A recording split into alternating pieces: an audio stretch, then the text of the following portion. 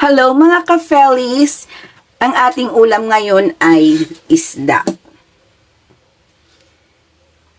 Itong isang pirasong isda ay worth 130 pesos. Mahal talaga pag isda. Pero masarap naman yung magiging pagkain natin. Ang ating mga sangkap para sa ating iluluto ngayon ay kamatis, sibuyas, luya, kalamansi. Yan yung ating pang-asim. At dahon ng kamote.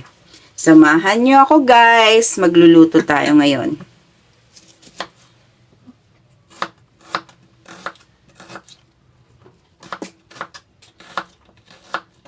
Maraming salamat pala kay Pinsan na nagbigay sa amin ng AG Chef Knives. Kung hindi pa ako nag-cooking vlog, ay hindi pa talaga pinagamit ng asawa ko itong mga kutsilyo na binigay sa kanya. Matagal na to, mga 4 years na yata to. Nakatabi lang. So, nagkaroon na siya ngayon ng